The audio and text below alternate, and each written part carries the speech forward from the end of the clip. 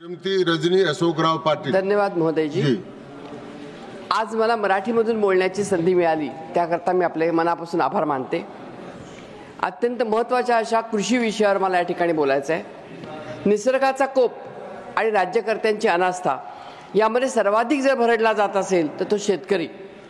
एकीकडे अन्नदाता म्हणून त्याचा गौरव करता, परंतु शेतकऱ्यांच्या व्यथावर तोडगा काढण्यासाठी मात्र भरीव काहीच प्रयत्न होत नाहीत असं दिसून येतं।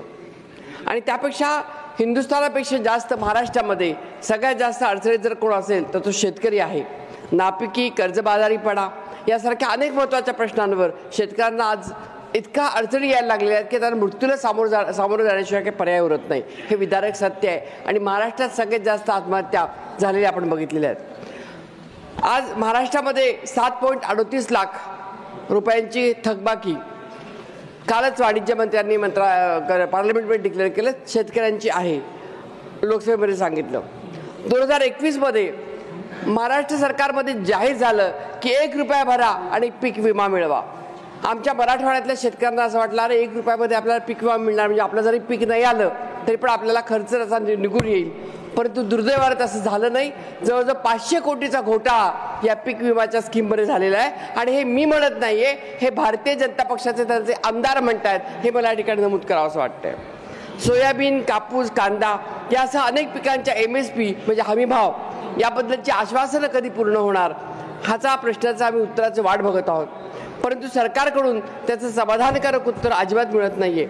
यंदा सोयाबीनचं पीक तयार आहे, परंतु सोयाबीनला कारण काय सांगतात तर बारदाना नाहीये आणि बारदाना नाही म्हणून आम्ही सोयाबीन तुमचं घेऊ शकत नाही। ही सगळी मिलीभगत आहे अधिकाऱ्यांची आणि तिथल्या लोकांची आणि त्यामुळे आज 8 दिवसाची मुदतवाढ दिली। काल त्याची मुदत संपली सोयाबीन खरेदी करायची, परंतु शेतकऱ्यांनी सोयाबीनसाठी रात्रंदिवस रांगा त्या सोयाबीन केंद्राच्या बाहेर लावलेल्या आहेत। लोकांचं सोयाबीन गेलं नाही। ज्या सोयाबीनला 6 ते 7 हजार रुपये भाव देऊ असं सांगितलं गेलं ते सोयाबीन आम्हाला 3800 ते 4500 रुपयापर्यंत द्यावं लागतंय। हे दुर्दैवाचं आहे। ठिबक सिंचन, तुषार सिंचनसाठी महाडीबीटी पोर्टलवर अनेक शेतकऱ्यांनी अर्ज भरले होते, त्याचे पैसे भरून झाले होते, परंतु सौर ऊर्जा या प्रकल्पामध्ये जे येते त्याच्यामध्येही 1 वर्ष होऊन सुद्धा लोकांना अजूनही त्याची पूर्तता झालेली नाहीये आणि शेतकऱ्यांना जीव मुठीत घेऊन पाणी द्यावं लागतंय आणि पाणी देण्यासाठी रात्री शेतामध्ये जावं लागतं।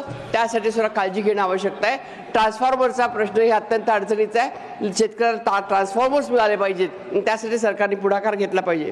सर, वाढता उत्पादन खर्च झालेला शेतीचा, खते, कीटकनाशके, अवजारे, यंत्रे, इंधन, मजुरी गेल्या 3 वर्षात 30 ते 50% वाढ झालेली आहे त्याच्यामध्ये आणि त्यामुळे हा तुम्ही जो अमृतकाळ म्हणताय तो अमृतकाळ आमच्या शेतकऱ्यांसाठी विषकाळ आहे असं मी या ठिकाणी नमूद करू इच्छिते। आणि सारखं जे AI बोललं जातं, आर्टिफिशियल इंटेलिजन्स, शेतकऱ्यात समय समाप्त हुआ।